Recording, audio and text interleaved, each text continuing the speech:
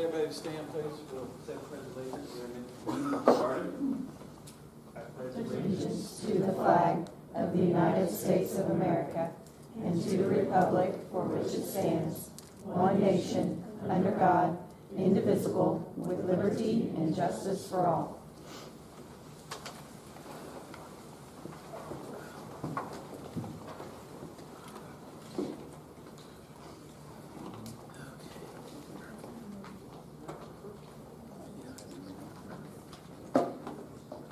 I want to welcome everybody. Thank you for coming tonight.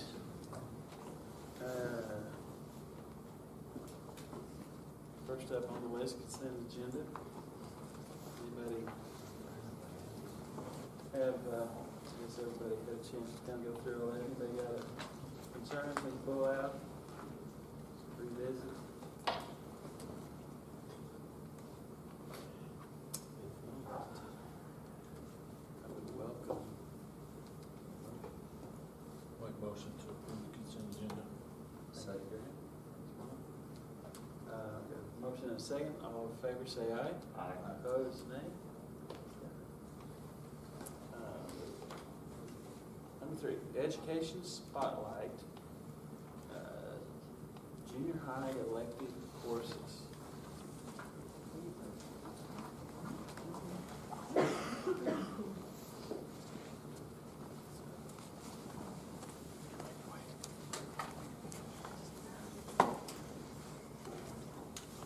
I want to take the time to introduce the folks that are volunteered to come in.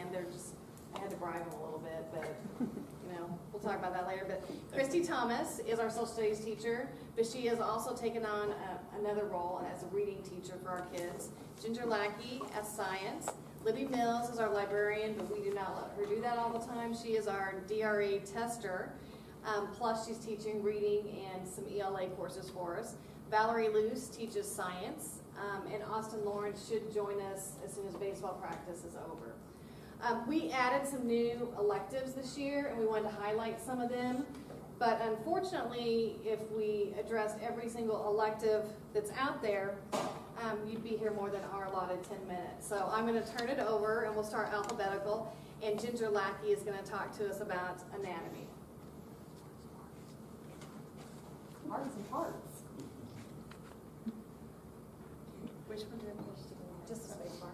Space bar, okay. Okay, Amazing Anatomy. I came up with this this year. Last year we ended a class, and so I wanted to have, I knew high school had an anatomy course, and I wanted our kids to be able to have a background of some sort before they ever went to high school, so that, I believe Mrs. Cope is the one that teaches it, so that maybe she wouldn't have to start so basic with them, and I could give them at least a foundation to go off of. So here are some things that we do in my class. We talk about muscles. We take each of the body systems, and I usually do hands-on. I'm a big hands-on guru, and I let the kids do things so that they can see firsthand what actually we're talking about. So we're dissecting chicken wings. Chicken wings are a great way to see how muscles contract and release.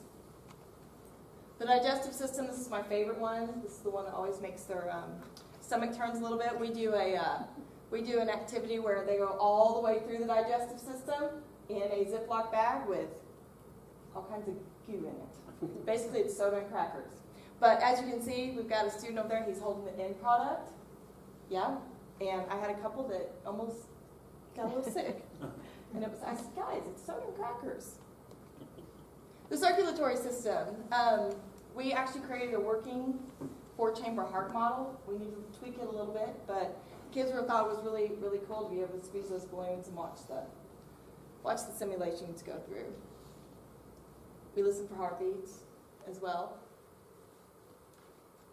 The integumentary system is talking about our skin. So we brought out the Play-Doh, and I let the kids make skin diagrams going from the outer layer of skin all the way to the inside layer.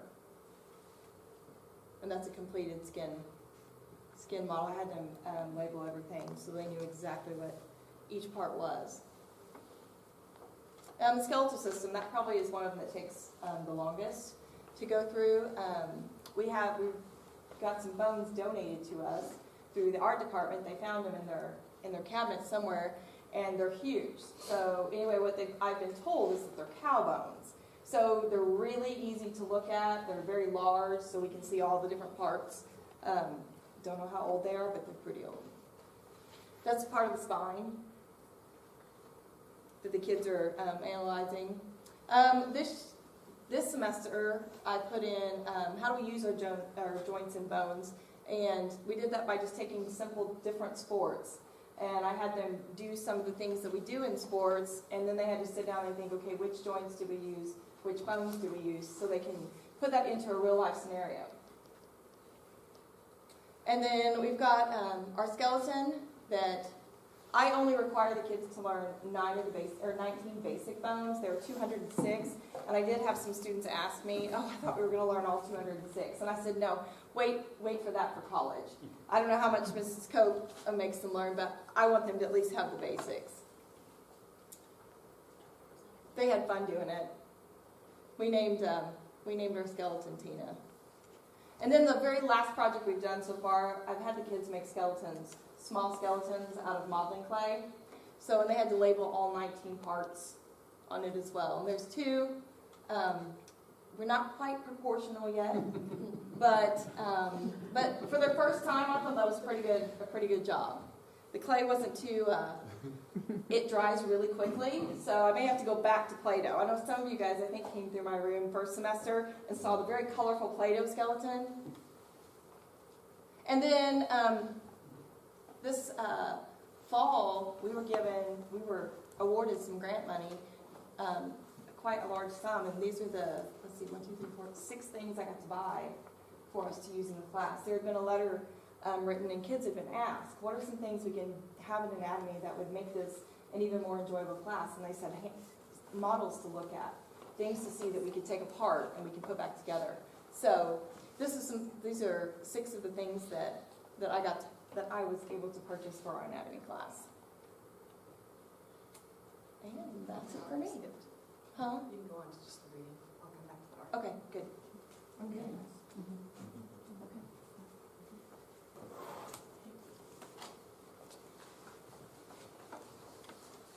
This is some data we're going to provide you for our reading classes. We collect data 3 times a year, in August when school starts, and then in December at the end of the first semester, and then April, May, we'll do another 3rd assessment. So there's 4 reading teachers at the junior high.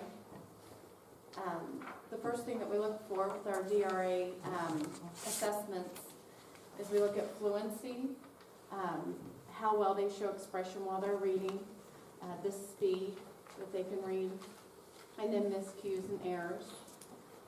Comprehension is a written assessment after the fluency part, and the DRA booklets are kind of being passed around.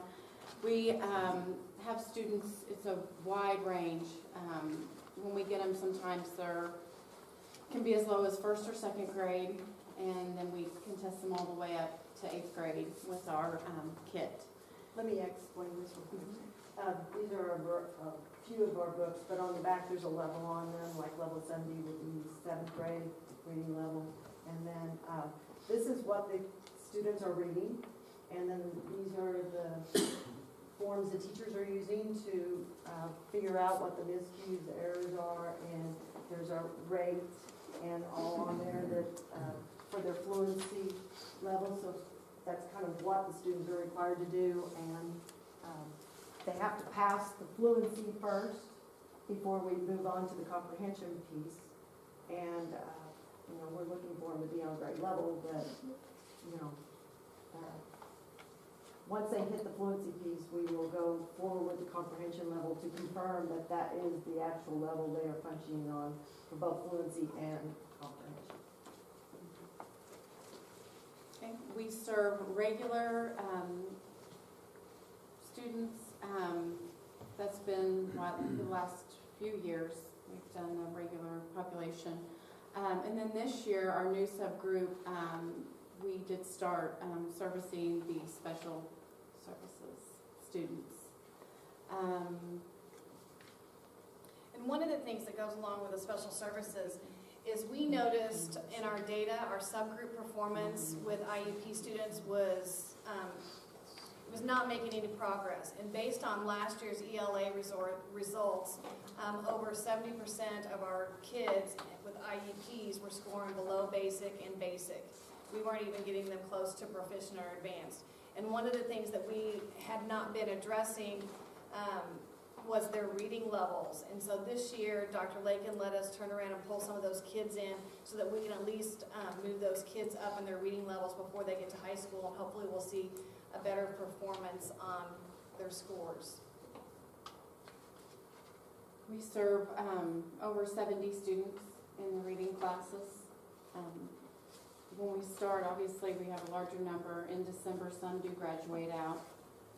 We see a lot of progress with that. Sometimes we can see what you can probably tell in the data, even like a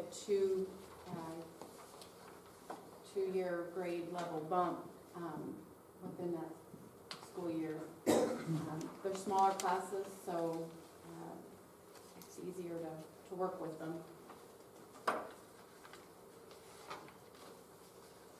23.8% of the special ed population scored proficient or advanced in ELA last year. This means 76.2% scored below basic or basic in ELA, which Dr. Pope was talking about. Students scoring 40 above will usually move 2 grade levels in a school year that I discussed.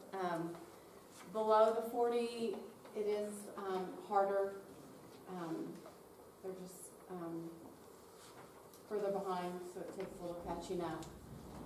We do show progress, but sometimes it may be the 1 grade level in a year.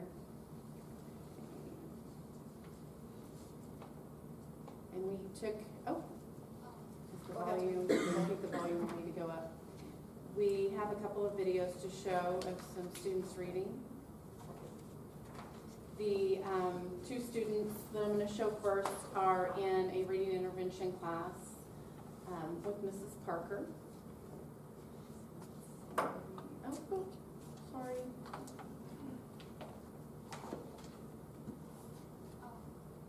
There's a volume next to. We tried this.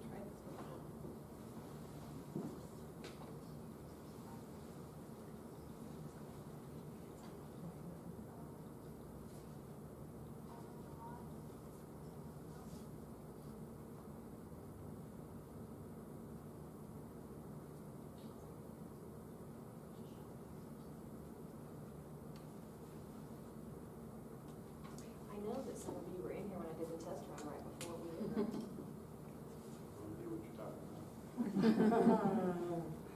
To make sure it was all there. Instead of going into presentation mode, let's see if it'll. It's not producing it.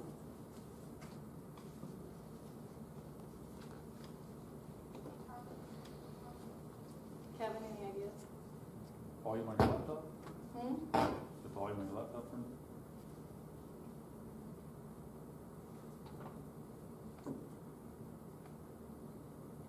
Oh, here we go.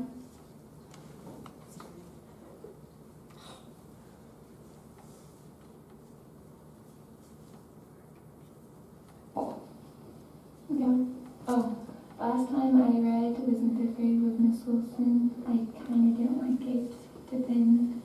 And my teacher this year is Miss Parker. She's great. I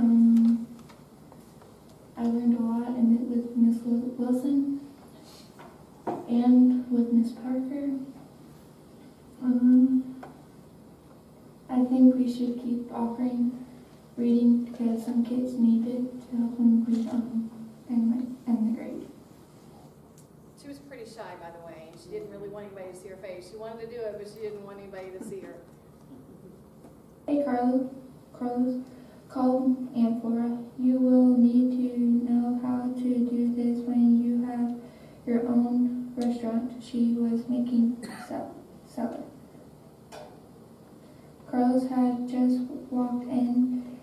He helped his aunt after school. I don't need to know this, though. So that's an 8th grader, and I think she was reading in 3rd grade. Second, Second. 28, 2.8. Yeah, it was a 2.4 grade level, but But she was first grade when she started the school year. she's bumped up and made a lot of progress. But there's a little explanation, like if as you're listening to her read, you just hear her saying those individual words, because she hasn't advanced beyond that, it affects her ability to comprehend what she's read. She's still just spotting the words. She's not pulling out and remembering what she read and thinking about predictions. She's kind of like what we see on those sight words as they're starting out. What level was that she was reading at? A 2nd grade, 8th month. I think it was a 28. And she's an 8th grader, so she'll be a freshman in August. And that's the level.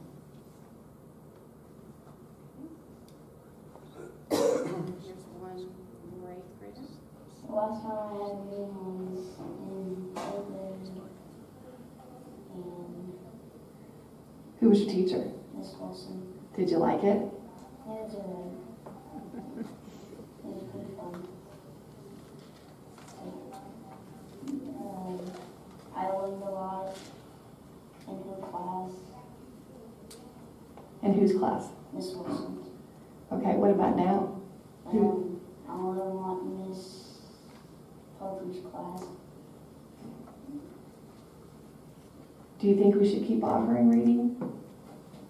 I think we should offer it to kids that need it. Do you wish we'd offered it every year? Yeah.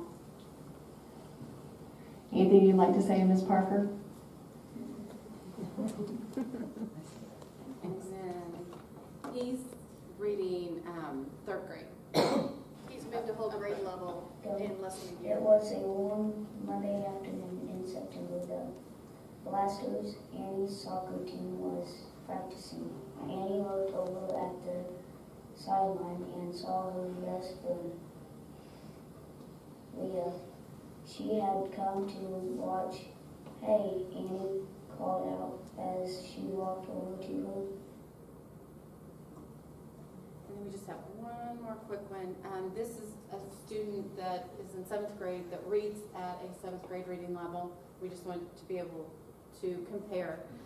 She does read a little bit fast, so even with the ones that read fast, we have to kind of test for their comprehension, because sometimes when they read too fast, it's like when they read too slow, they may not be comprehending. She is on grade level though, however. There is one mirror in my house. It is behind a sliding panel in the hallway upstairs. Our faction allows me to stand in front of it on the 2nd day of every 3rd month, the day my mother cuts my hair. I sit on the stool, my mother stands behind me with the scissors trimming. The strands fall on the floor in a dull blonde ring. When she finishes, she pulls my hair away from my face and twists it into a knot. I know how calm she looks and how focused she is. She is well practiced in the art of losing herself. I can't sit this out with myself. And that is it for reading, but we do see a lot of progress with reading. It's a great program, and we appreciate you being there. Do you have any questions for us? I do. Yeah. The 2 that were reading, have they been in our district is this their first year, or how long have they been in the school district? I think I one would of them venture to for say they've quite been some in our time. district. Without addressing one of them that you can't see, part of how we work things around is when they have a reading disability, is in the classroom, the way they're still able to be successful in a science classroom is we're still reading the test to them. So their working vocabulary is there when we talk to them, and so they can answer the questions, which is how they're promoted on, but their reading level. Mrs. Wilson, was that 4th grade? 3rd grade. 3rd grade? They said 3rd grade Third and fourth. on the Third and video. fourth. So that was the last time that she'd gotten reading assistance. And for a kid who struggles, they tend to avoid it.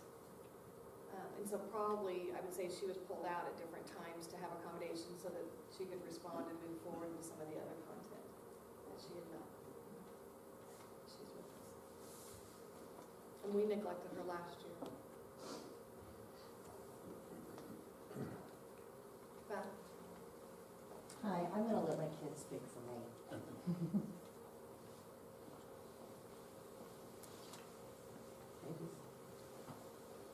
Yeah, they're gonna tell you all the stuff we do. We are demonstrating the convection current. As the water boils, we put in the packing peanuts and it will go to the edge of the pan. And that's one of the things they've done in our class. One on the right to the Thanks. This is hornfell, and it is not a mineral. It is a rock, and it was first known in 1854 for a tool like a knife, and that is what it is still used for today. But they usually use it for flooring for houses.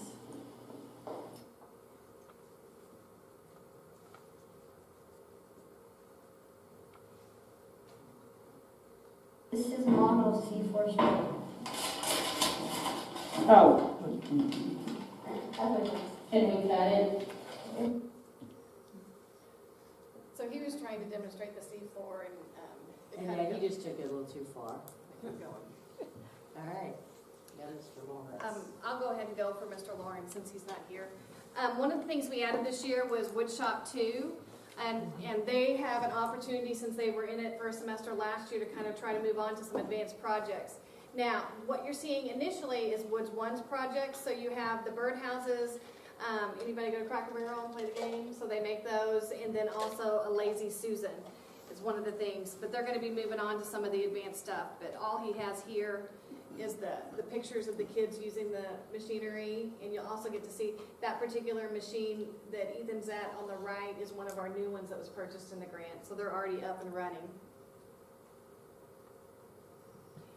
One of the things he did with Woods 2 is he asked kids to take reclaimed wood and come up with their own project, and so you're going to get to see, I think, one project that's actually finished. So they had to go out on the internet, they had to research it, they had to figure out their dimensions and decide which project. It wasn't something that he handed to them with instructions like he did with Woodshop 1.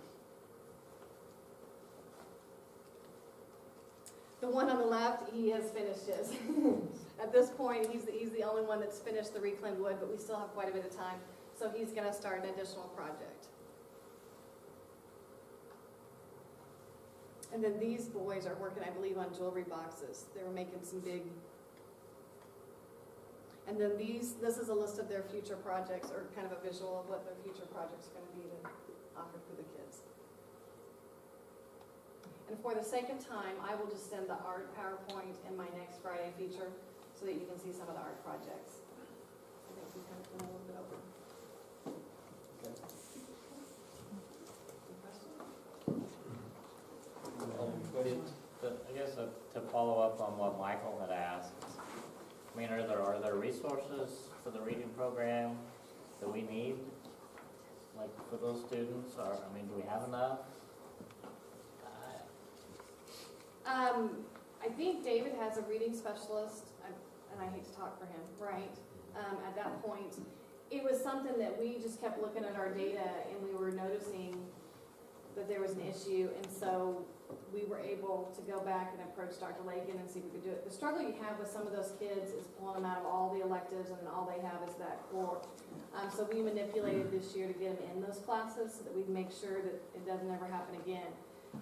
I worry a little bit about when they hit high school, that there is a lot of technology that will read the things to them, but they still need to be able to process that information. We gave you, she is one of our very lowest, so they're not, if you look at the scores and the data with the kids, most of our kids aren't at that level. We kind of wanted to show you where we had started with some of them. We're taking, at the junior high, we're doing it within our staff right now. I don't know, the other folks would have to answer with whether or not they have enough resources. Well, we heard the reading was the last month we paid. Of course, we've skipped a couple think that's where you're going with that question, kind of, they're falling, you know, before that you get them, if they're, you know, get behind. or whatever, but Yeah, my concern is that at the elementary, if you have a child for 9 months in your classroom, you ought to be catching something there. That's just my concern. Prior to, I mean, from K all the way up to 6th grade. Well, and the nice part is, you know, we'll see what they're starting at K. We just, you know, we're at a different place with the kids that we already have.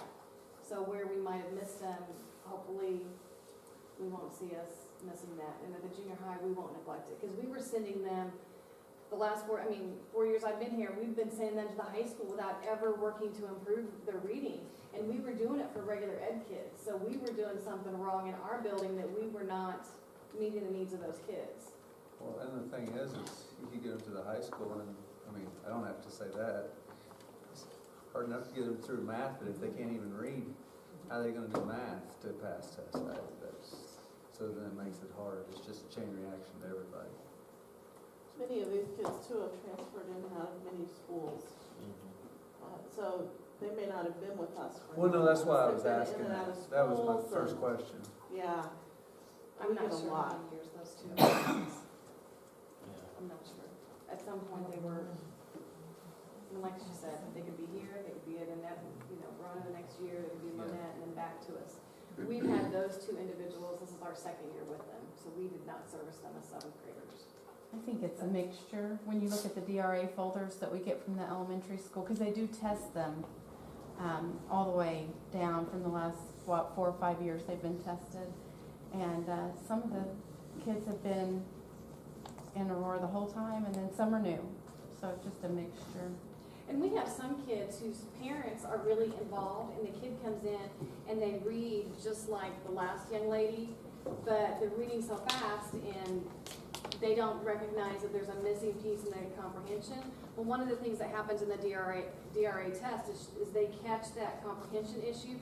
And so you might have a kid who reads pretty well, you know, according to what everybody sees, but we bring them in to pick up their comprehension piece. And that's what we've been servicing some in the past. So it's not necessarily that there's a, you know, I think some of that is the age and focus and their ability to kind of stick with it. So there are some really good kids. We recognized a need in our building, and so we said we have to do something. So we stepped in to do something different for those kids. Any other questions? Well, we appreciate all the hard work you guys are doing, and definitely can tell these kids are getting well served.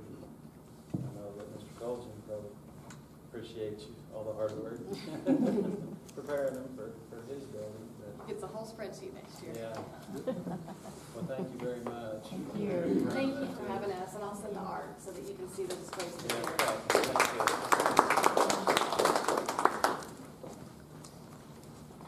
All right, we're gonna move old business, the student drug testing, up in front of new business, if we can. Okay, you should have a rough draft of the drug testing policy that we started talking about back in the fall. And I have Shayna Hamilton here tonight from Employee Screening Services to answer any questions and to help us through this process, since this is what she does with all the school districts. What Mr. Colchin and I did was go through the policies that we had from several districts, including some in the conference, some out of the conference, and plugged them into things that we thought would be effective for our school district. And then have a spreadsheet at the very end of that talks about how many we want to test, how often we want to test, the cost, the different panels that have, the 4 and the 12, and then it talks about the steroid testing as well on there, and how many we want to test on that and cost. It's a lot of information. One of the things that we talked about was 7 through 12 testing for all kids in extra and co-curricular. VOTEC kids, anybody driving on school grounds with a driving permit. I guess we've met on one occasion, and also talked on the phone a couple times, and so I just felt like if you guys had a chance to go through that and ask questions that, and again, it's just a rough draft. I think that one of the things we haven't done up to this point, won't take much to do, is when we talk about consequences, we gave you some options there on that spreadsheet of consequences of, you know, back in the fall, we talked about gearing it more towards counseling and then the harsher punishments and that type of thing. So Mr. Colch and I kind of did that here towards the end of, and we plugged that into the documents that you have as far as the high school. 7 and 8, we've kind of left it a lot like what Lamar is doing at this point, which is a lot of counseling at that level. But obviously we're up for suggestions of how many we want to test, how often we want to test. You can see the different costs on there. And that goes with the steroid part of it as well. And anything you guys think we may be missing in there. So if you have questions for any of us, you know. When I was reading it, does it say anybody who parks on the parking lot in a car will be given a driving or a permit? And so technically it's going outside of extracurricular, it's including anybody who drives? Yes, that's one option. Oh. That's one option. We don't have to do that. It's just something that we had talked about back in the fall. Again, we plugged in, you know, I had almost, and McDonald County called today, they're going to start the same process at their next board meeting. So, and I think Monette's in the process too. So before it's all over with, I think the whole conference will be doing this. And again, they brought up at the last mission meeting that it's going to happen. It could be a requirement before it's over with anyway. But that's one of the options for sure. Do you see the parking permit issue across the board, or is that? We don't. There are some schools that we serve that don't do the parking. If you want your participation up to include the majority, especially of high school students, that's a good way to do that. Lamar currently does parking, and they've had one of the highest participation levels of any school that we tested for quite some time. I think they had all but 3 students in the program in high school. So it's a way to get the participation in the drug testing program in. It doesn't, and we haven't seen anything from schools but there are some that don't. Joplin does not include parking permits in their program. Did very many of them test for steroids? I mean, that's $75 a pop. They put it in the policy. Some do, just maybe once a year, just throw a test in. The students, it's important to have it in the policy though, so the students are aware that they can be tested for it. And that way, if you choose to test for it, it's already in the policy and it's something that you have the capability of doing. Can you describe to me, Pat, what is a citizenship suspension in Well, layman's terms? Those are basically what they call, that's in the Michigan guidelines, citizenship standards. It gives you a lot of room for discretion type stuff. It's just citizenship standards. They just might describe that probably the best way instead of just, that's just how they word it, instead of just being so. They want to be able to go back and say that you've violated citizenship standards by the Michigan guidelines, basically. Extra and co-curricular. Okay, but am I correct at the junior high for consequences, we're not spelling out a time period? We have not done that part yet. And I talked to Allison about that a little bit tonight. And that would be something that really at this point, we haven't done anything with consequences. One of the things I did like in there that if you were caught twice at the middle school level, you automatically went to the second offense at the high school level when you joined high school. Let me ask you, and I'm asking for your opinion, because I've stated mine before, and I don't know if this would apply here. Should there be a singular consequence district-wide, or do you frequently see the policy set up differently for the junior high and high school? Well, the one that we put in for the high school that you have was 7 through 12 at Gainesville. There was no, it was just worded different, but it was the first offense that you were out for 28 consecutive calendar days, barring counseling, that type of thing. That was a 7 through 12 policy. We just haven't touched that. I think what I would like to know is what route we want to take, and then we can plug that into the junior high. I think that'd be the easiest way to do it, and keep it 7 through 12.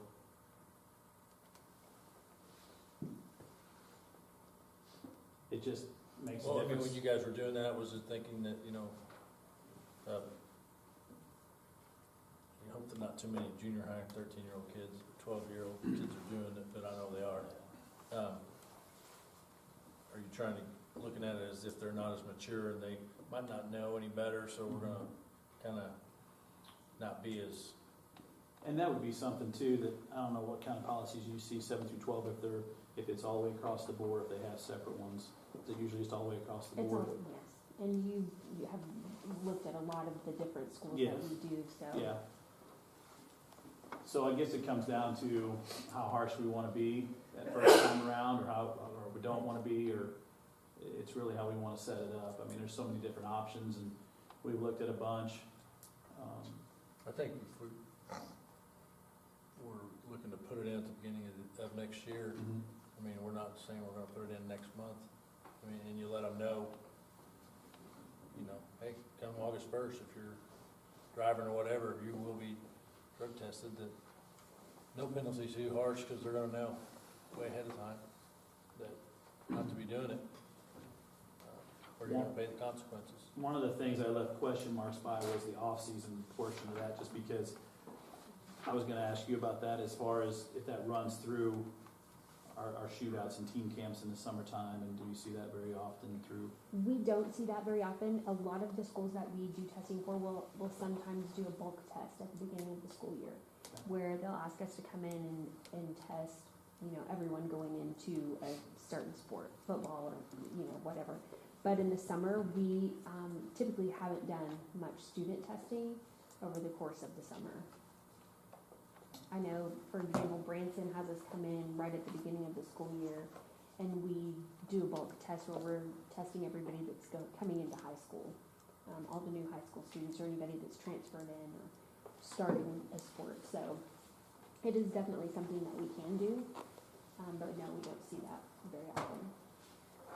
If you look on the spreadsheet part of it, you can see the difference and consequences. We wanted to give you some options there to look at least, as far as first, second, and third offenses. Obviously, third offense, almost on all of them was just you were done playing or doing anything.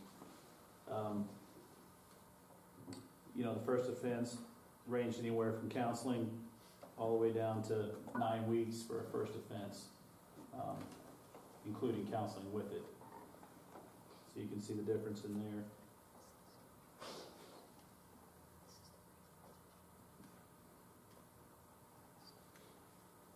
And just how frequent we want to do it and how many we want to test, I think, are going to be the things that you guys will probably have to decide on. Pat, what does it look like for if we choose to pull the drivers into this mix, but a driver's not involved in anything extracurricular or co-curricular, what discipline do they get? That's a good question. This would be my first time doing We had that whole mess. I mean, the only consequence was they didn't get to drive. Right. So they would lose their privilege of driving on campus, would be their discipline. Anybody that gets, that whole mess, everybody, you always lost your sparkness. That was my question, on the refusal to submit to drug tests, and I might be nitpicking, but it says, where did it say this at? It's towards the back, isn't it? Yeah, I had it, and I went to that spreadsheet. All right, sorry. Oh, it's under removing students' names from the pool. If a student chooses, they will be declared ineligible to participate in any extracurricular or co-curricular. Should it be and or?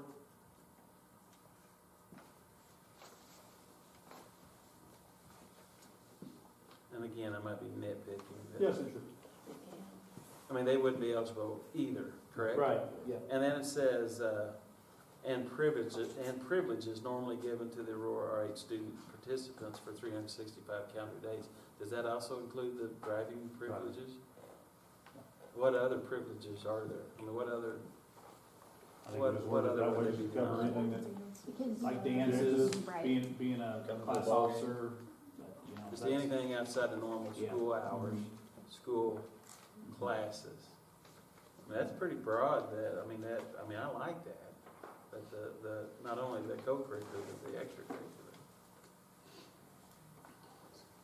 With regard to the parking, personally, I think that's kind of a sticky area. I mean, they'd still be able to drive to school and park on the street out there and walk across the parking lot. I think that happens at some places. I've heard of that, actually. So I would be, personally, I would be in favor of removing the parking pass issue from the policy. Just going extracurricular. Just removal of the. I mean, we can add it at later, right? I mean, Is that? You can add it later. When you add it, you just want to make sure that your students get a copy of the new policy and sign off. right, but I mean, we could start this way and I see mean, how this is if going. they're smart enough, they'll realize that they can still drive to school and park on the street Right. and walk across the parking lot. We're talking That's about a not- lot of cost. Yeah. Well, cost actually isn't any different. No, We're just gonna cost be- You're still testing the same we're number of whatever testing a certain number of kids we we determine. Yeah. But the You're parking just taking pass some out of the pool. brings, you know, But I thought it was, more percentage of kids into the testing that I mean, if that that, participate. well, if that's our goal, why don't we just say everybody, can we say everybody has to do it? You No. can test every person, See, that's the thing. but you can you can just extracurricular. get enough groups to where a big majority of your population is tested.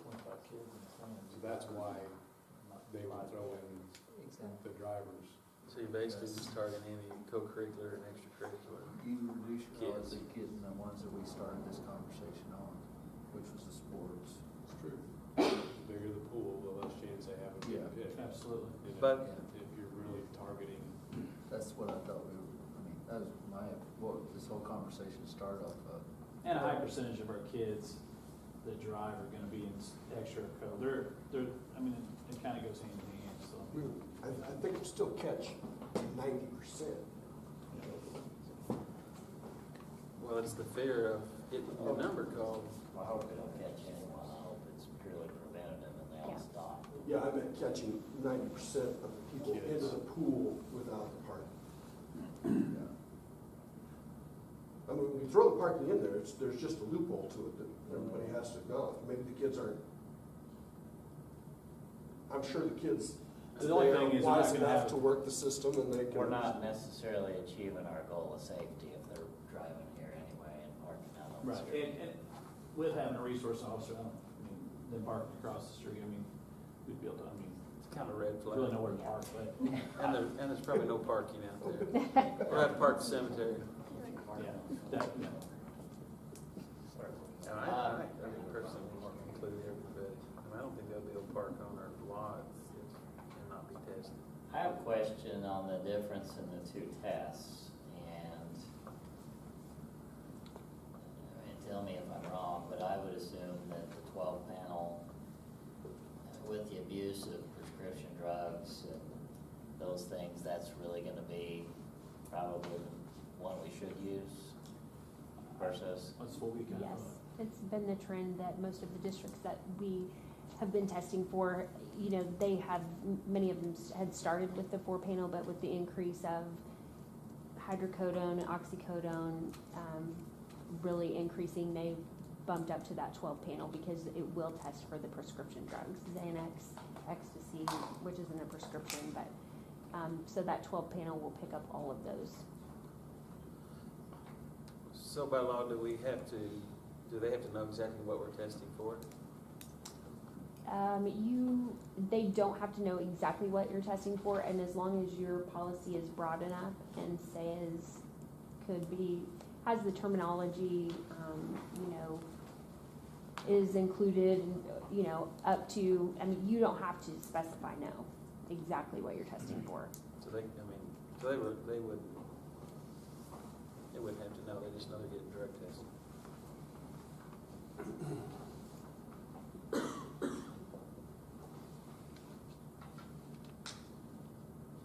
two things we gotta look at is how many we wanna test. You can see the options and then how often we wanna do that as well. Are two things that would probably help moving forward as far as finishing the policy. What's your most common plan? It just varies. We have some schools that will test twice a month, some schools test monthly. Those are probably the two most common scenarios that we have. Typically, junior high or middle school kids 7 and 8. How is yours split up? Is it 7, 8, and then 9 through 12? Yeah. So typically we'll test less of the 7th and 8th graders. You know, we may test 5 of those students and then 10 high school, or even up to 20 high school and just 5 of the 7th and 8th graders. Diamond does 10 of each, twice a month. Cassville does, I think, 25 high school and then 5 junior high, middle school, twice a month. So we test at East Newton once a month, and they do 7, they do 8 total. They do 2 middle school and 6 high school. So it's pretty variable across the board. It's just, you know, something to consider what fits well for you in your district. And, you know, the budget, because I know that's really important as well.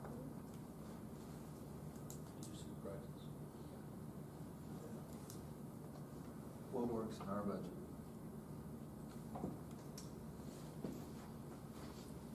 I've kind of always thought I've been in the $10,000 to $15,000 range, but one of the things you have to, these tests here, and I think Grant and I had this conversation before, and I think that there is some discrepancy, I think, on what we agree on, how it reads. And the reason I'm going to ask her that question, this is the initial test, these cost. It's my understanding that if they get a non-negative result and then they go to take another test, that's not where the participant pays for it. The participant doesn't pay for it until they've tested positive, and they have to pay for another test. They have to take a test to clear themselves. Is that correct? You can require them to pay for the second test, but correct. So if they come up with That's not how this is written, right? a non-negative, I don't know if it's in this one or not, to be honest with you. Yeah, it's There are some that I read it. That's what I was asking. yeah, I think we do have it in there, where you're saying that if they test If they get a non-negative. positive test, it states that the participant, before they can be back in activities, Right. the participant has to pay for the next test Correct. in order to become negative. Right. It doesn't talk about, that I've seen, where it talks about who pays for the positive test, the confirmation of the non-negative. that's normally the district that incurs that. Right. Yeah. And so these costs here are the normal random mandatory testing that we do. If we have a student that has a non-negative test, and then we have to then send that off to go through another panel of testing, that is, Another cost. yeah, is that the $35 Yeah. cost? Mhm. That's the oral 35, fluid? right? 22 for Oh, confirmation. The It'd be 35 is another an oral fluid. $22? Okay, Mhm. so it'd be another 22 on top of that for any that so these are base costs. So if you look at that and you go, okay, if we want to test once a month, and we want to test a total of 20 kids, we're talking about $4,000. But then if we do any steroid tests above and beyond that, we have any positive tests or any non-negatives that we then have to send off, it's another $22. So that's where, if we want to say, all right, we're going to spend $10,000, we need to look and see what's it going to cost us.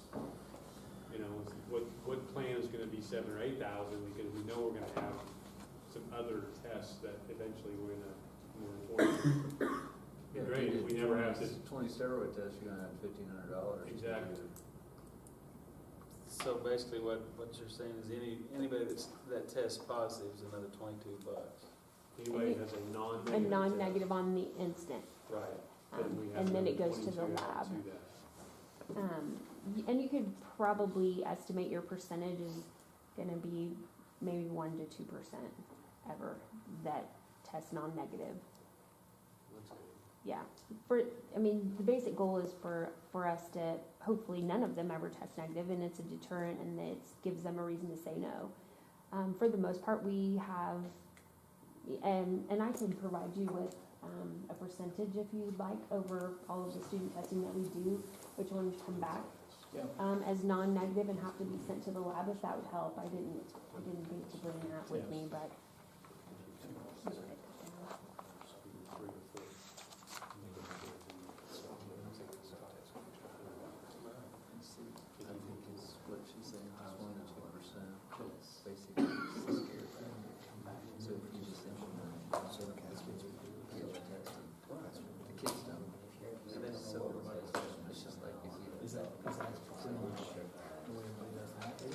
They do. And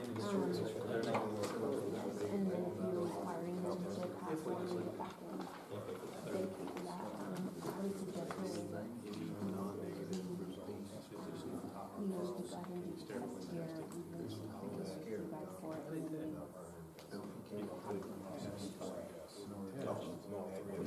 or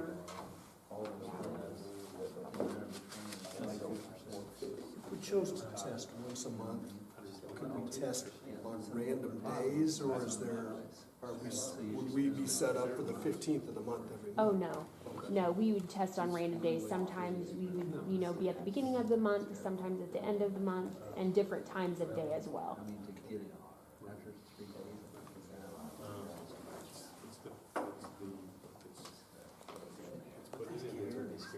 You hope it's a deterrent so they don't. She has to go, she's got Okay. Sorry, I Thank you. apologize. Thank you for having me. Yeah, If you guys thank have any you. other questions, please I'll let be me in touch. know. Okay, thank you. And we're not looking for approval on this tonight. We wanted to give it to you now, ask the questions you have, read through it. Any questions that you got after the meeting, direct those to Mr. Raper, Mr. Colton. And then what we'd like to do is be able to have a version of the handbook we bring back in April for approval so that we can then have a parent meeting prior to the end of school with those students that this is going to affect, so.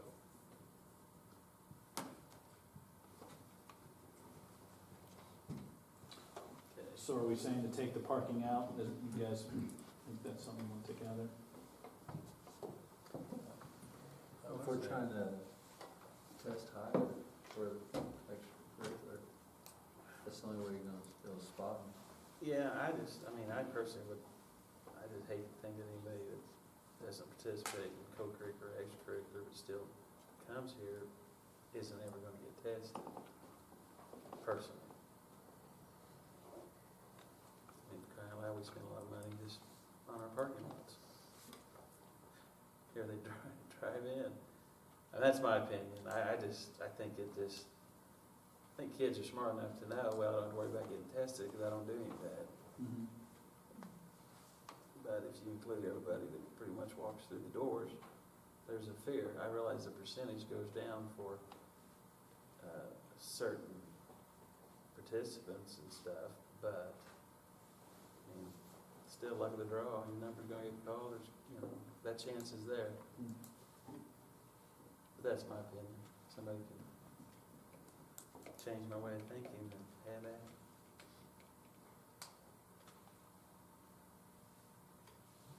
I'd like to see the junior high number up a little bit. As far as the amount tested? Yeah. I think that's where a problem starts. If they're doing it in high school, they probably started in junior high. I don't think the punishment should be any less either. They know what they're doing. I think it should be even across. Okay. They know. Do you like the one that's in there for high school right now to be implemented for junior high? Do you guys think that's enough or not enough, or?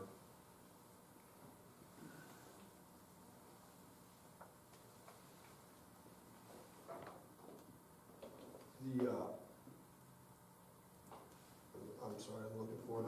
I know that it requires 3 counseling trips, right? Mm-hmm. That's 3 weeks. But our day is 28 days. Would it make sense to make it 21 days? That would be 3 weeks. They could finalize their counseling visit. Yeah, I think the reason we did that was because we had weekend events and tournaments and debates, and a lot of times they get their counseling during the week. I think that's why we had it like that. Okay.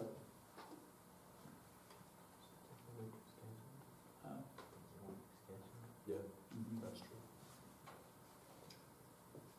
I know that, you know, of course, junior high, is a lot less, fewer numbers, 2 grades. Well, that's just it. I mean, one thing to consider is when you're looking at the numbers, I mean, effectively, you're testing 2 grades versus 4. So when you even those numbers up, you're testing at twice the rate. And I'm not sure that's warranted. You know, you base it on percentage of enrollment or anything, kind of get it. But I know she I mean, said- so for instance, you know, on Dave's example, where we've got 5 junior high and 20 high school, if we went to 10 junior high and 20 high school, that's an effective rate that's the same. Why don't you just divide it out by 6? I mean, if you do 30 tests, that's 5 per, I mean, so you're gonna put 20 in. 5 per grade. Yeah, put 20 in the high school and you put 10. You basing that on once a month then? Oh, I don't know that. I couldn't foresee people coming here, you know, just for the disruption that it's gonna take. Yep. Once a month would make sense to me. You never know what day they're gonna come. just, yeah, when they get their feet wet. One thing to consider too is that you have a lot less activities at the junior high compared to high school. So even though you have double the number of kids in high school than you do junior high, the amount of sports and activities that go on in each semester is more than twice what it is at the junior high. So I think that may be why those ratios are the way that they are. You don't have kids driving to school. It's true. So that, your junior high pool is gonna be considered as small in high school. It'll be a lot smaller. I mean, if you think about, just recently finished up was basketball at junior high. And that was the only thing maybe that was going on besides band. Yeah, you still have that. Okay, so, but you've got maybe 20 athletes participating at one time, and then you have band, so you might be pulling 1 out of 4 kids, or 1 out of 6 kids. So if you go 10 kids, so that's where I'm thinking that's why they probably have those ratios the way that they do, because you have a lot less kids involved at a single time.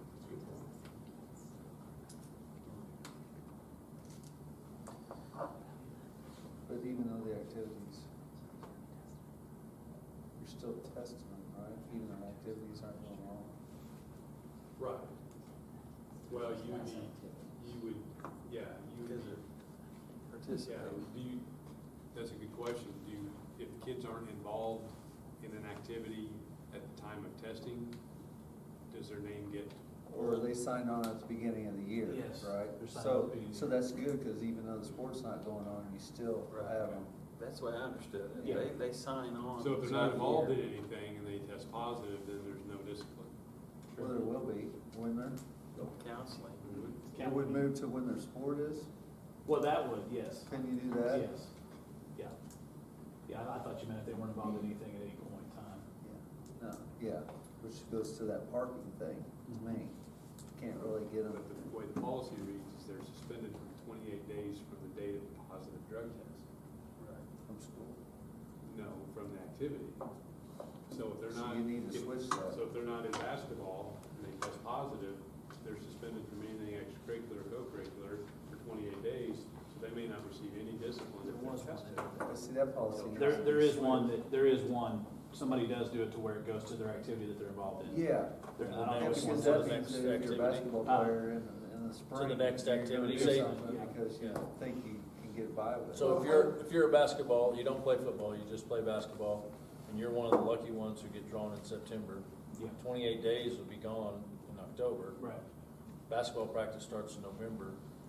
Are you, Well, you can do it that way where you can go to their sport or, you know, I mean, at Gainesville, the way it was, is that's the way they did it because it was a deterrent and they got their counseling done, and by the time that happened, then their sport was coming up. So it just depends how you want it.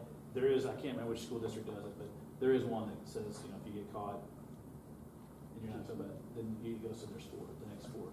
That's what we need to do, because then you're promoting these kids to wait till they're not in a sport to think they can get by with it. How's our alcohol policy, or our regular policy in the handbook? If you don't play baseball, and you play football and during those track and baseball, spring sports, you get caught alcohol-wise. If you played track or baseball, you'd be suspended and couldn't play for a third of the games. Does that carry over to football right now, our alcohol policy? So if you got caught drinking or whatever in the spring and you weren't in any sport, you're really not in any trouble? Not athletically, no. It doesn't carry over to the next fall. That's what we need to Not carry worded that way. what I was talking about. There's gonna be some fall field grade, eighth grade, plays football, but nothing else. In January. He's not gonna get any discussion on that other counseling. His sports are done. Well, if you get caught the second time, well, if you get caught once, Everybody's gonna know, the public. if you get caught once, you're mandatory to be tested every time after that. And if you get caught the second time, it's 365 days, right? Yes. So you're saying you would like to see it, they would get their, if you had a kid in the fall, didn't play anything, but he plays winter basketball, but he got caught in the fall, we want to wait till his season starts and then do 28 days from there? I personally do not like that. I like 28 days from the time it starts, from the time you're tested.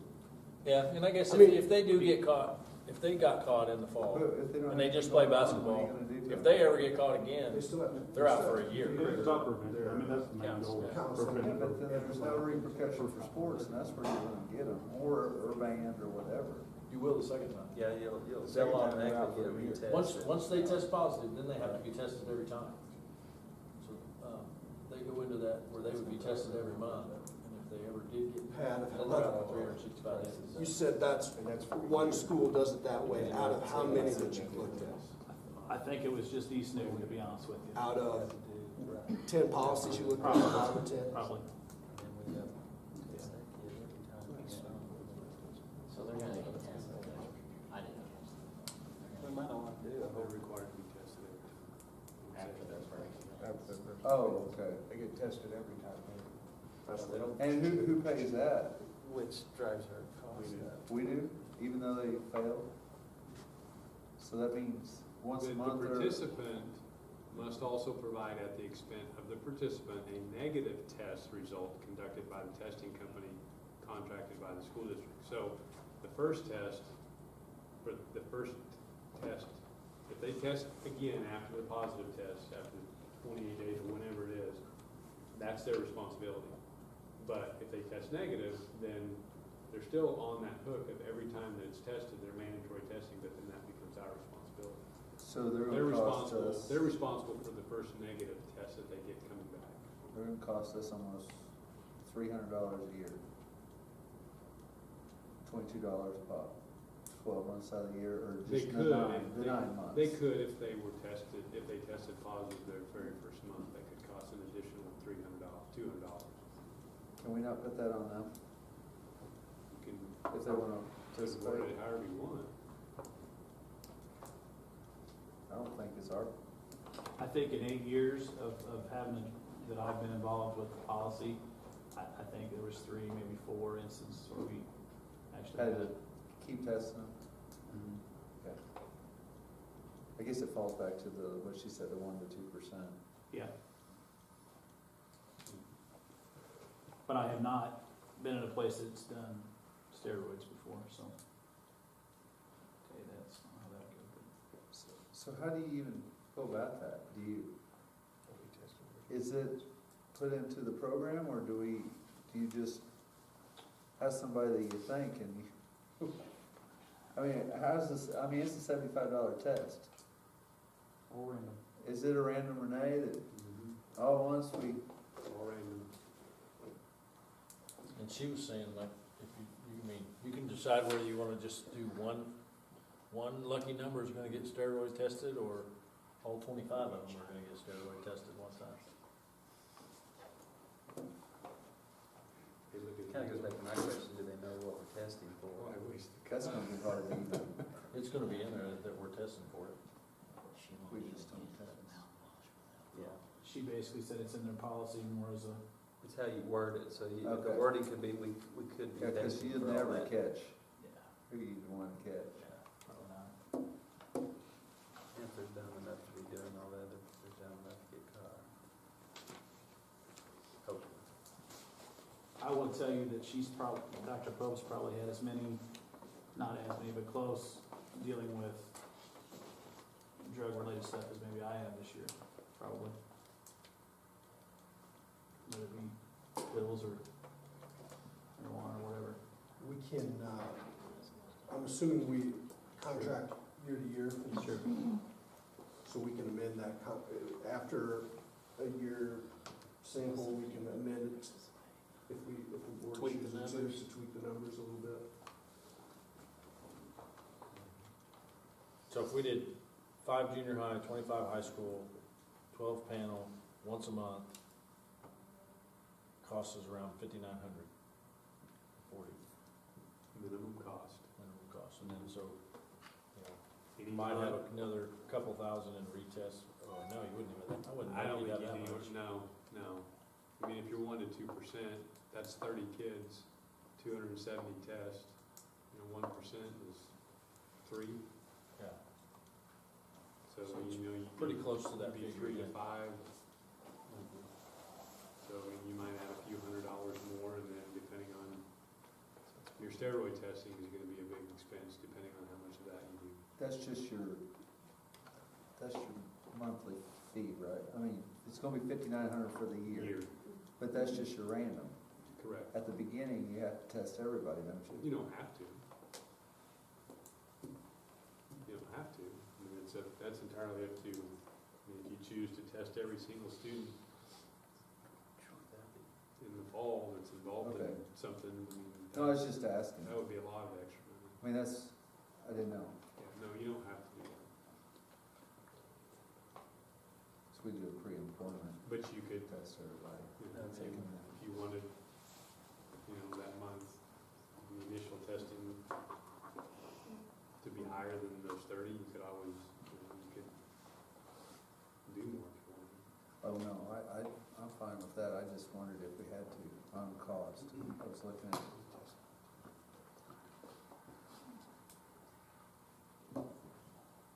My last concern would be, we have a deadline to turn these forms in at the beginning of the year. The process we had at the last district was if you didn't turn it in by the deadline, then you weren't eligible to play unless you wrote a letter to the appeals committee of why you didn't turn your consent letter in on time. Do you guys have a feeling on that, or you just want to leave that up to us? Because it can be a little bit of a pain, just because it's beginning of the year and there's a lot of stuff to turn in at registration, that type of thing. It can be a little bit of a, I mean, you're talking, any kids are just in clubs and maybe they'll play, but I mean, we'll probably need to have some, it's in here, but I mean, I just didn't know if you guys had a feeling about that, because that's something we came across. If you don't get that signed, it's all void. Yeah, is that part of their registration and everything? It can be. Mhm. Goes hand in hand. I think right now, we put it in there, that it would be the first Friday after that, when we start school on that Thursday, they'd have till next Friday, right? That's the way we have it, they'd have till next Friday to get it in, so I'd give them a full week to get their stuff in, and it also gives us a chance to look at eligibility rosters and see who's all doing what, and check in with that.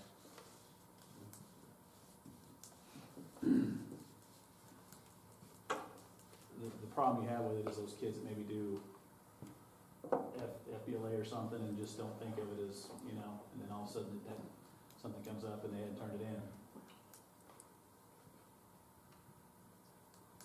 Well, I think the appeals process is good because if you got that, then they can have their opportunity to apply. They haven't turned it in, but you're obviously checking those things before things get started anyway, so. If a student has had surgery, medical condition, whatever, and has a prescription from a doctor, and they're randomly drawn, what happens then? And it shows up, or they'll provide that to the, we've had that happen several times where they provide that to the, MRO or whatever they call it. So they go ahead and take the test and then provide proof that they were prescribed this. Yeah. I had to make that call a couple times. And do they have to pay for that drug test? No, not usually.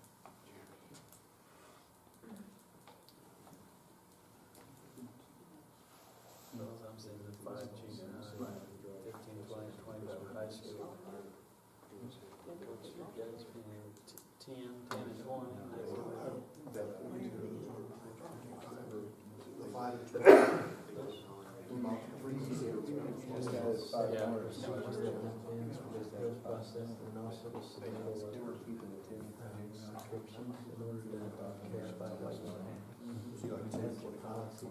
I would say they would have 30 or 10, you know what I'm Total. saying?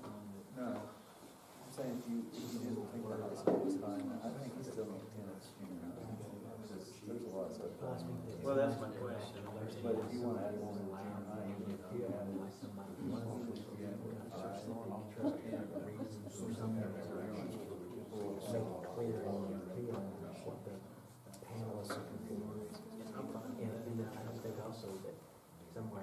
I've just seen a little, yeah.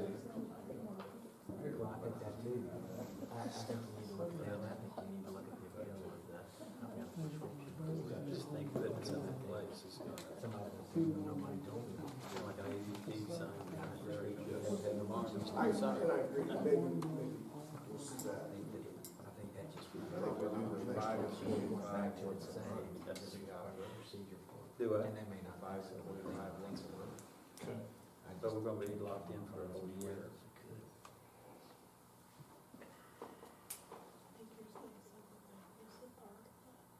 And we're talking, we're in agreement on 12.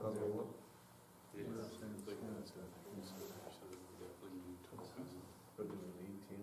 There's only 2 grades. There's less kids, but there's less kids that participate. I mean, it's paying the extra, they're talking $100 for 5 more kids a month.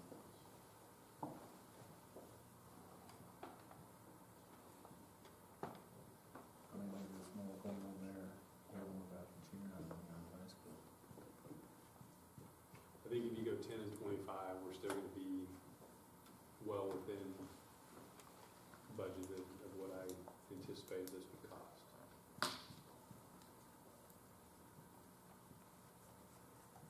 I'm fine with that. I'm fine with it. 10 junior high? Once per month. Okay. 25 high school. Extracurricular, co-curricular.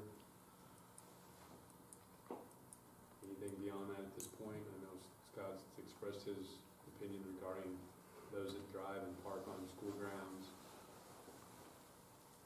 You know, I don't know the numbers, I don't know how many kids, and you're talking, I'm not sure about maybe to the sophomore year, because we're talking 100%. I just think it'd bring in a lot more kids that attend here. Not just, It brings a lot more kids if the concern is the deterrent that you want for those involved in the extracurricular things, then that obviously narrows the opportunity for those kids to get randomly checked. And so if you, the higher the chance they have of getting picked, the more of a deterrent it is for them to quit using if they're using it. If you've got a bigger sample pool to pull from, the less of a deterrent it is, the higher likelihood they're not gonna get picked. the fear is And there so for more kids. it's, do you want the opportunity for more more kids to fall into the testing, the random testing, or do you want it to, right, or do you want it to be something that's going to focus on?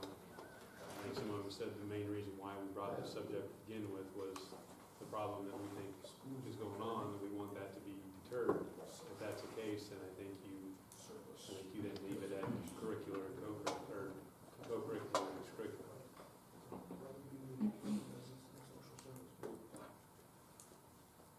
Yeah, I mean, I can see that, I just hate leaving, and I don't know what that percentage is. I mean, I would think about every car out there, they're involved in either co-curricular or extracurricular. So that's pretty broad. We're probably talking very few percentage. You know, you're talking band, FFA, drama. What else? I mean, there's a long list. Yeah. I mean, all the clubs, science, choir, any club. studio. I mean, you probably know the numbers, what, I mean, out of all this. I don't think you're, I mean, it's probably a small percentage that don't drive that aren't in the club. I mean, That's what I'm trying to say. We still have a lot of kids that ride the bus that. And it might not be, Most of I the just kids hate to drive leave or out, something. period. And I guess there's kids that could not do any co-curricular, extracurricular, and ride the bus. That wouldn't be tested.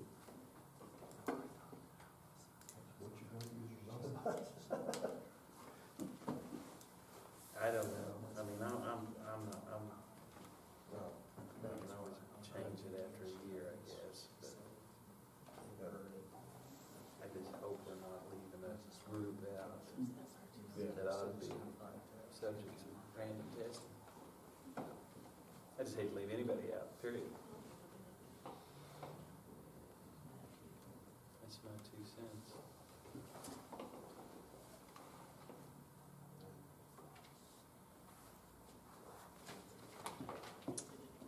Okay, well, we'll bring back handbook after we've gotten all these things adjusted and looked at. We'll bring back that in April, and hopefully we can get approval at that point and move forward with it, so. Okay. All right. So now we're going to new business. Yes. Okay, so first thing on new business, define contribution rate for health insurance. Every year the board has to approve an amount of money that will be committed as the defined contribution rate that goes toward health insurance, and then after health insurance, any ancillary products after that. Currently, the rate that is defined is $469.18. If you look at the health insurance form that I've got in your packet, that $469.18 pays for the employee rate for option 3. And so the way this works is that any amount that's left over that is not used by the employee for health insurance, for example, if they choose option 6 and it doesn't cost $469.18, they can then take that additional amount of money and it can be paid toward, maybe they have their children on their plan, and it can go toward that. Or if they don't have anybody else besides themselves on the plan, then it can go toward maybe dental insurance if they want, or vision insurance. And so currently the district has the highest contribution rate of all of the schools within our consortium. We've got about 35 schools, I believe, in the consortium, in our insurance consortium.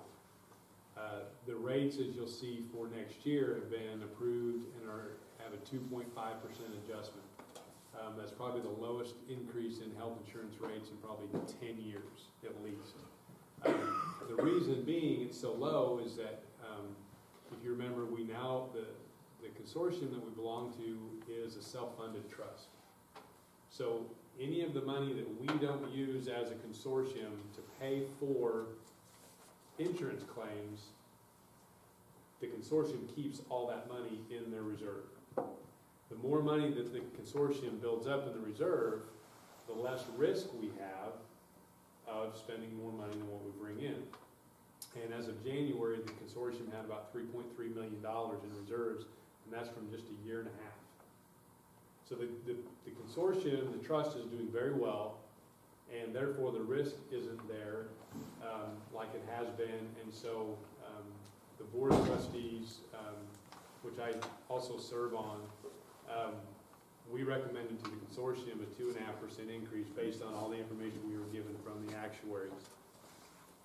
So if we increase the contribution rate to match the increase of our consortium, that's going to be an increase of $11.73 per employee per month.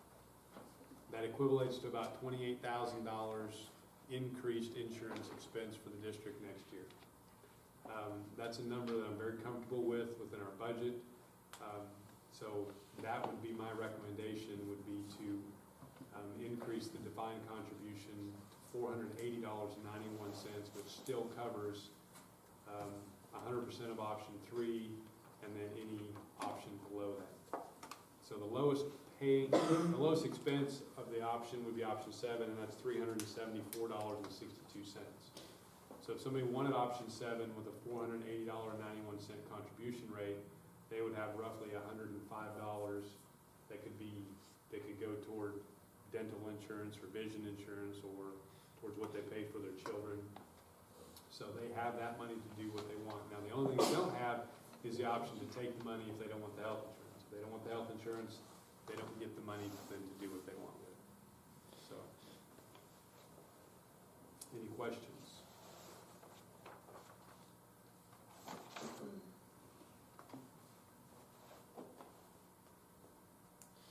I think it's a great benefit that we still have for our staff. It's a great recruiting benefit when we talk to potential teachers and staff members that we're trying to get to come work for us. And we can tell them that we give this much money towards their health insurance and it's the highest of 35 schools in our consortium. It makes a difference to people, because if not, it's money out of their own pocket. I mean, there's school districts in the consortium that they pay about $300 a month. So they're paying quite a bit out of their own pocket, and right now, unless they want option 1 or 2, they don't have to pay anything out of their own pocket. So, I mean, a person can get a $1,000 deductible plan in 80/20 and pay $20 a month out of their own pocket if we go with this particular contribution rate, which is a great benefit for staff.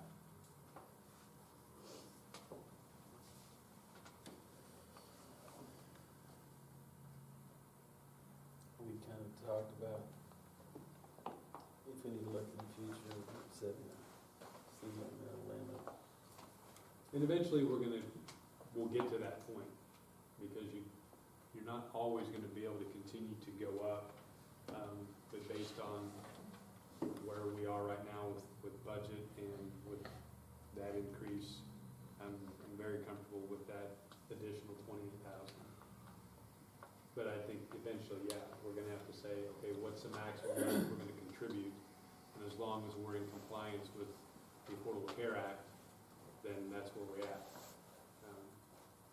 Because some of these schools that don't pay very much, they're going to start getting into that problem of their staff is paying too much out of pocket, and then they have to raise their amount because you can only pay 9.5%. The lowest paid employee in your district cannot pay more than 9.5% out of their own pocket for premium.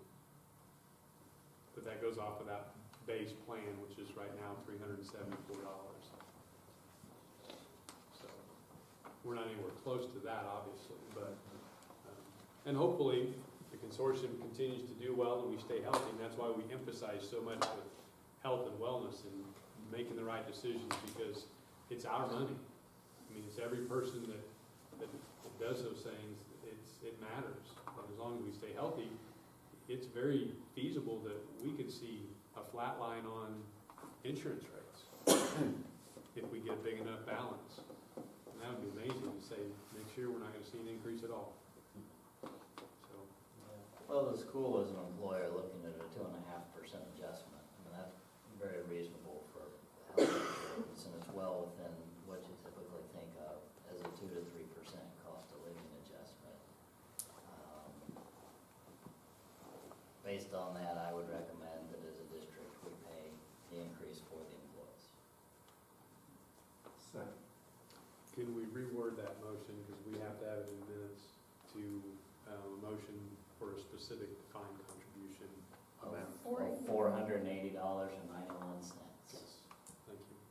Still second. Okay, got a motion and a second. All in favor, say aye. Aye. Opposed? Okay, next item on new business, facility use fee schedule. This is something that I think there was some misunderstanding on my part, and then as we got to looking into how things were handled by building, what I've included for you is what I thought we had in place, but there were buildings that weren't going off of this particular fee schedule. Each of the buildings, just so you understand how this works, if somebody wants to use one of the facilities within the building, they call the building and they reserve those facilities within that building. Currently, if somebody wants to come in and use one of our facilities, they pay a $20 monthly fee to use that facility as long as they don't use it more than twice a week. Now, it doesn't make any difference.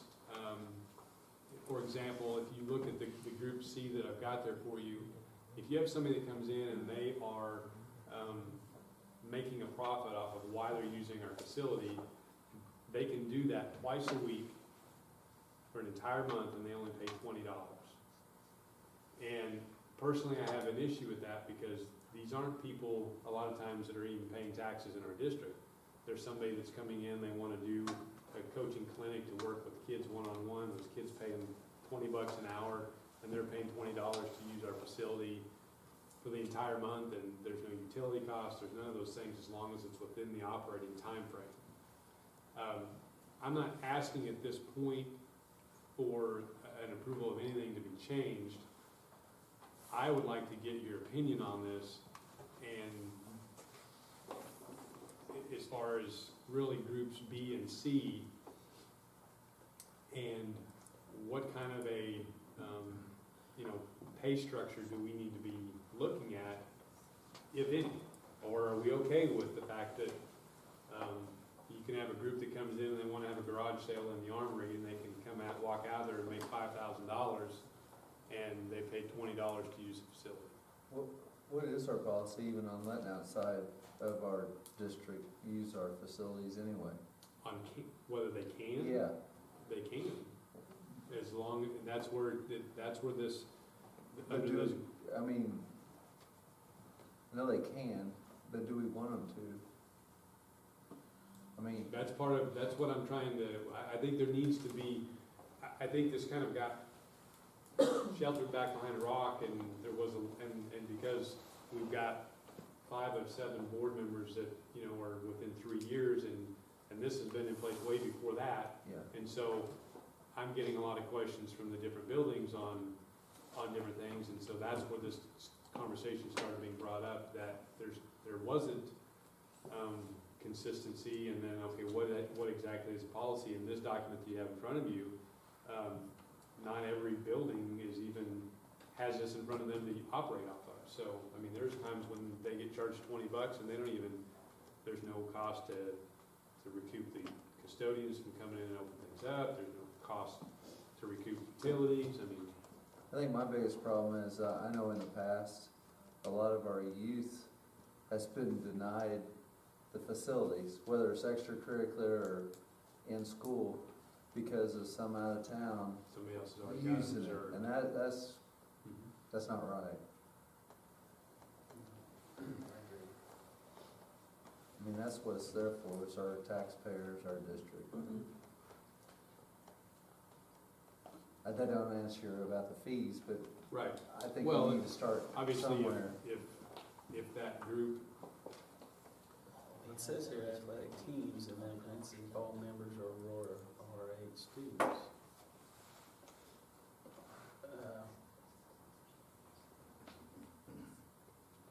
That's under public or not for private groups.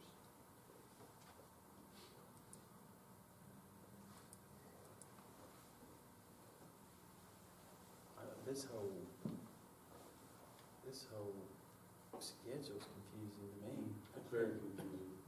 I can't make heads or tails out of it. Has this been drawn up since you've been here? This one was, Oh, that, no, no. it was before you came here, right? I think this I don't has been think- in there place used for to not about be 30 anything. years or better. Well, I don't know about that. I don't think there used to be anything. And,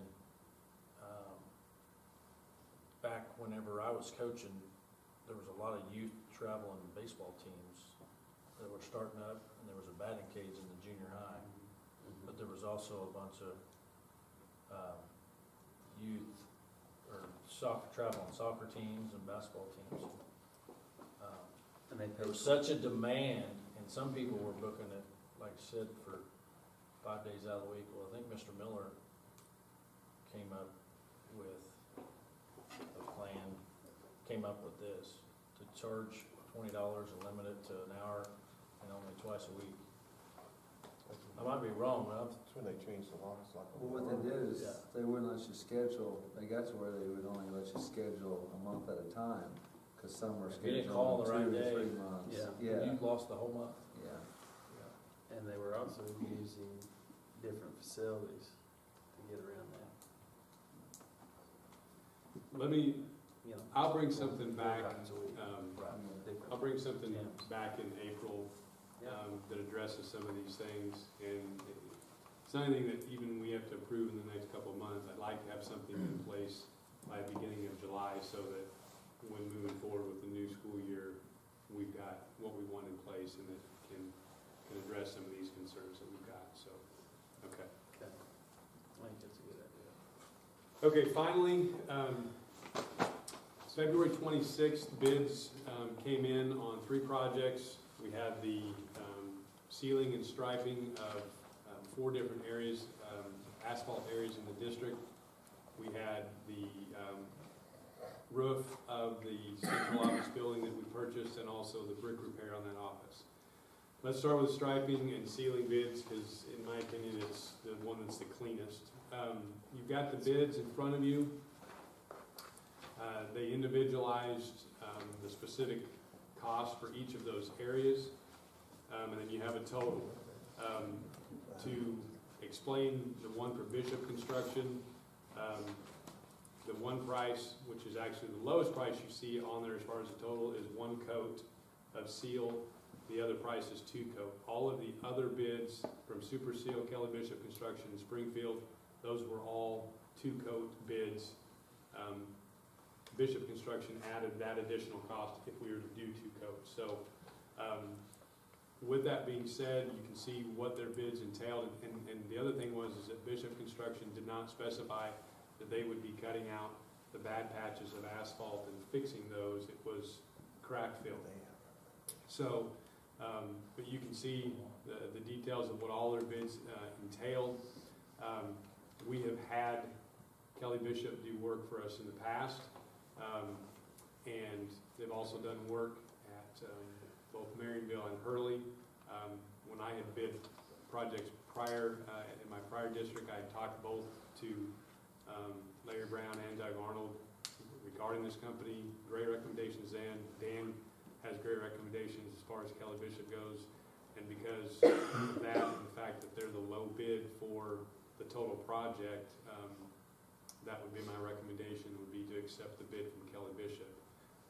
Keep in mind that if we decide that because they bid these things, priced all of these projects separately, separate totals, subtotals, if we decide, okay, we just want to do 1 of those or 2 of those, then we have the right to do that. But Pick and choose. the purpose for this mainly was because the parking area down at the new office was in such bad shape.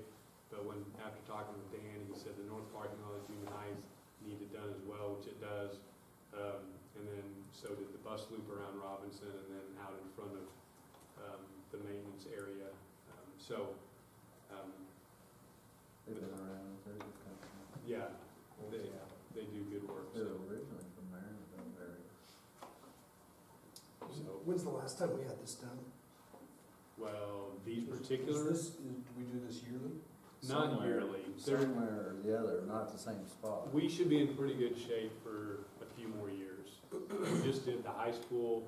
The year before we did it out in front of Robinson, I think. Yeah, we did Robinson, we did the high school, and we did Pate this last summer. Seems like there's always somewhere you have to go. Right. Mutation. You generally, yeah, you generally have to Need to do, be, yeah, really. yeah, about every 4 to 5 years you need to hit one, so. But When was the last time Pate's been done? Pate was done this summer. Okay. That, Robinson, and the high school were done out of the bond money this summer. So, and this amount fits well within our capital budgets that are currently in place, and so it's not like this is additional money. This is something that fit already within what's been budgeted, so. I move to accept the bid from Kelly Bishop Construction. Who's the bishop contractor? A second. They used to be together and then they've split. So why is there two numbers on this? The first one is just 1 coat of seal, the second one is 2 coats of seal. All of the other bids were 2 coats of seal included in the bid, so. Okay. No. Motion and second. I can't remember their name. Now they're up on the roof. No. All I right. can't remember their name. All in favor, say aye. Aye. Opposed, nay. There's not any better than the roof. No. Okay, so let's move to the roof. Prior to putting the bid out, we did a thermal scan of the roof ourselves. Now what that essentially entails is you get on the roof and you've got a device that you shoot at it and it changes temperature based on where you're at. And from that scan, we felt that there was enough change in temperature that there was moisture in the roof. And so we felt the only option at that point was to replace it, tear off, replace, and so that's how the bid went out. And once the bid went out and we had some roofers come to the project, there were 3 core samples pulled from the roof to determine what was the makeup of the material so they could bid it properly on what was going to all have to be tore off. And what that essentially is they got a tool that they dig down into it and they pull out a sample of the layers of what's on there. All 3 of those samples were dry. So after that fact, I began looking more into this because I wanted to make sure that we were doing the best thing for the district, obviously financially. And so I started getting more information and I talked with a separate roofing professional that did not bid on the project. It's not part of these bids here. And essentially his opinion was because you didn't pull anything wet, that really is a solidifying factor that it's probably not a wet roof. And even if there was a little bit of moisture here and there because of the type of TPO products that they've got out there, you can still do an overlay, and if it's done correctly, you can be fine. And so I asked the questions about, well, what if that water is trapped in there? He said that water if there's any moisture, it gets contained. He said you've got a metal decking, and any moisture would be above that metal decking, and so it wouldn't actually get down into the building, because there's always that concern for mold if you've got that. His opinion was he felt very strongly that you could do this project and not tear it off, and you're going to save yourself $25,000 to $30,000 by not tearing off the roof and then putting a TPO system back in place. Now, if you don't tear it off, you can't use a hot asphalt system, and that's some of them, as you can see. For example, Kerberg, that was the only way they bid that project was hot asphalt. But you can get a good TPO, which is the layered membranes, and you can still get really good warranties from it. I don't want to leave any stone unturned when it comes to this, and I want to do absolutely what's best for the district. And if we have an opportunity based on this particular product that's out there to save ourselves $25,000 to $30,000, my recommendation is, one, we would need to reject these bids, and then we rebid the project with the option of an overlay, and then also having their recommendation for the district.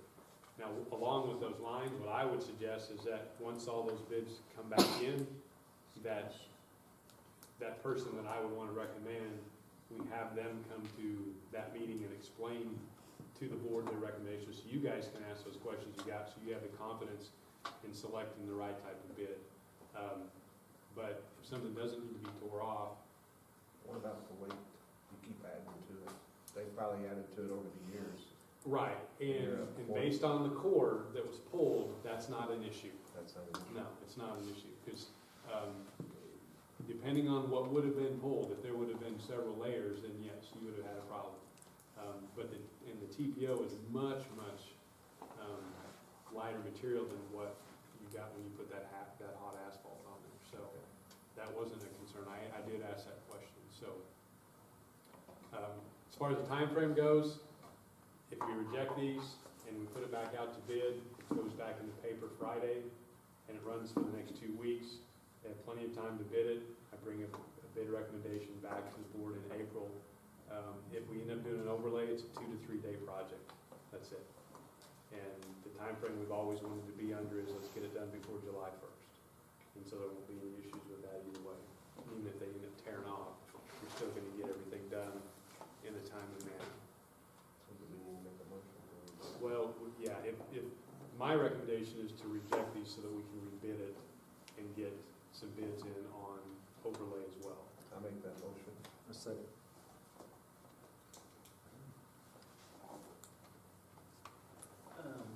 Was it listed that brick replacement? Because I noticed. We're not there yet. We're on the roast. Oh, sorry. I jumped ahead. That's next on the list. Yeah, okay, save that question. I was reading. That's why I don't like using my phone. I've got it right here. You wanna look at it? Well,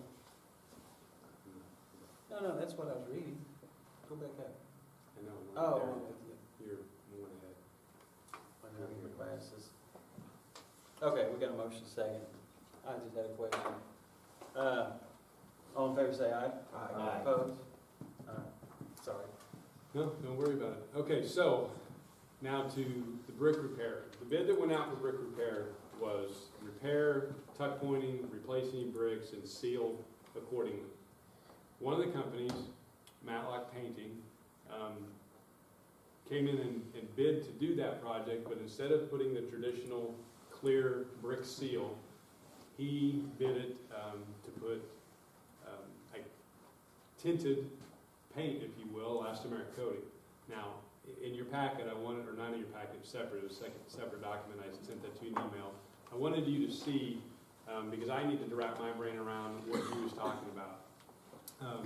But you can see the different pictures that I've showed you as to what something like that would look like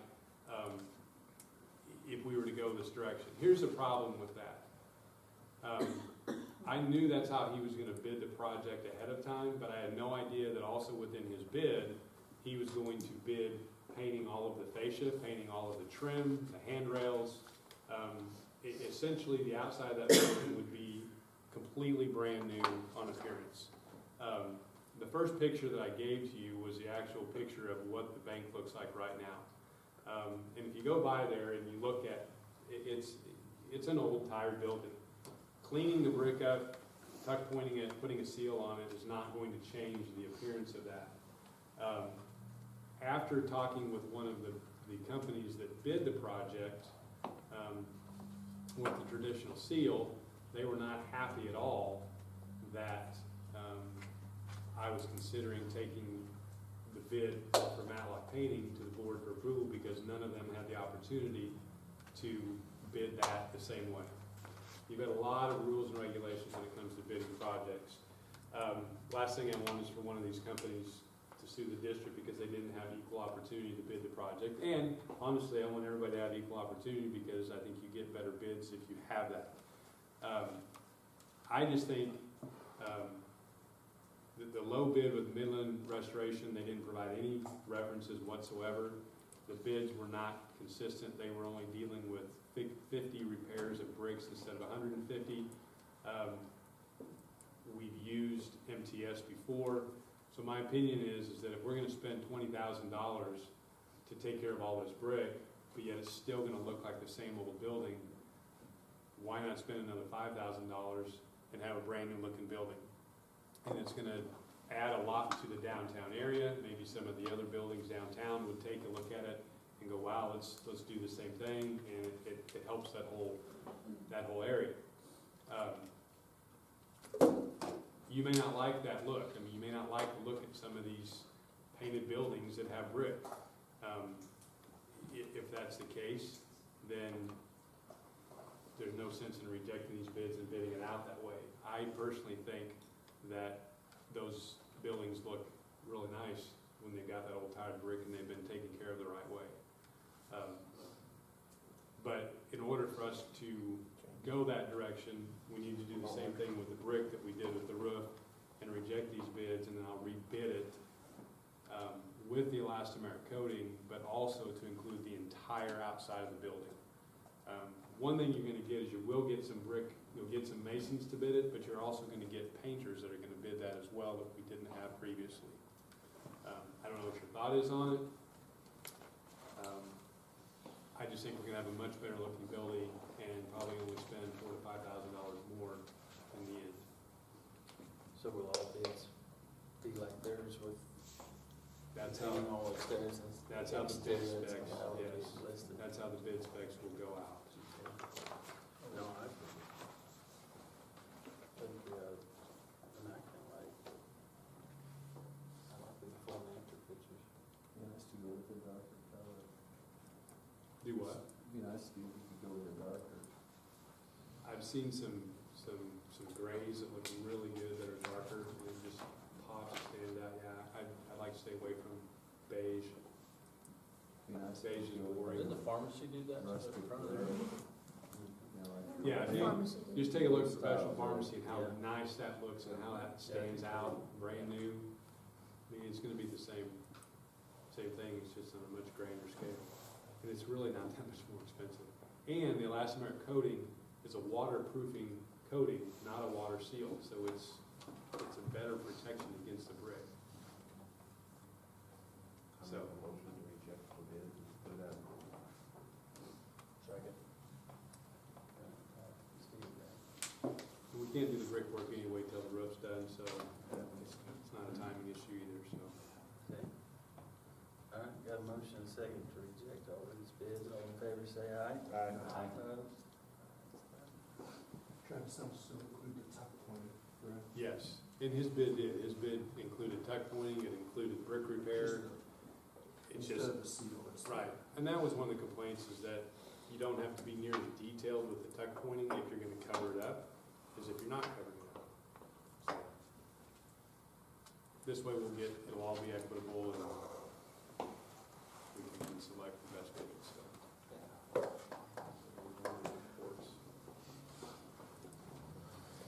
All right.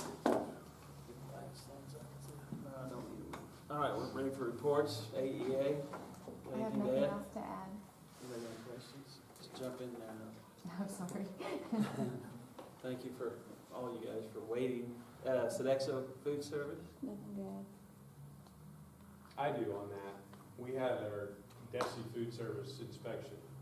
For about a day and a half they were here, and she met with me at the end of the meeting, and we'll have a full documented report in about 30 days, but everything came back, and there were some minor things, but for the most part, nothing major, everything's good, and so kudos to Debbie and her staff and all of the areas, and so it's a big undertaking to make sure you're in compliance with all those things, and when DESI came, they pulled 450 pre-introduced lunch forms, and it was quite an undertaking, but things worked out well, so.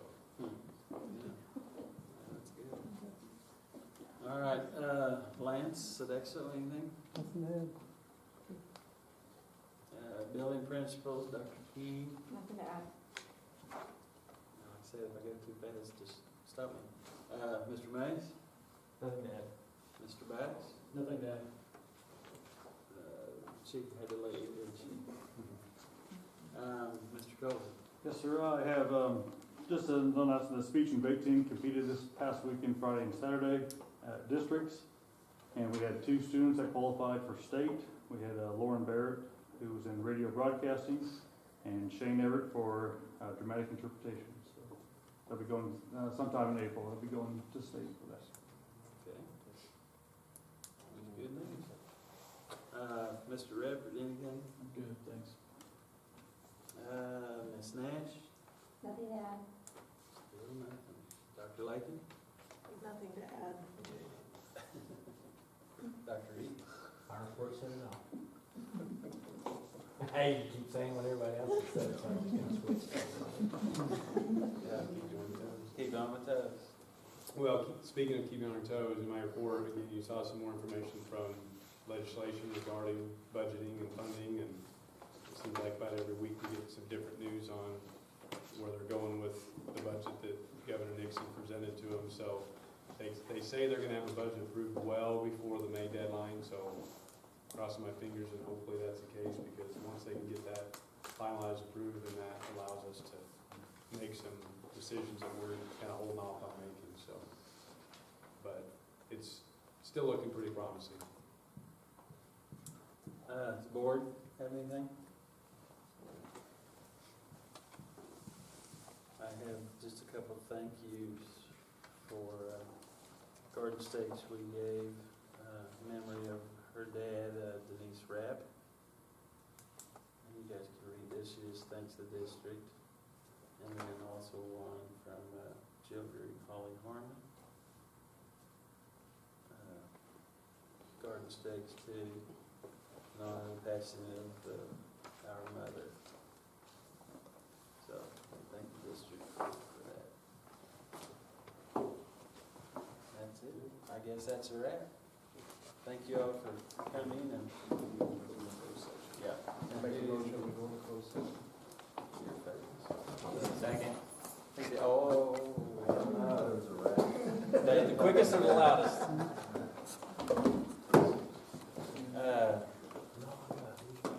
I don't remember who it was. Oh yeah, we got a vote. Sorry. He's in another one. I am sorry. Dave, how you vote? Chairman. Aye. Right. Steve. Aye. Michael. Sorry. He's hungry, that's what it is. I'm always.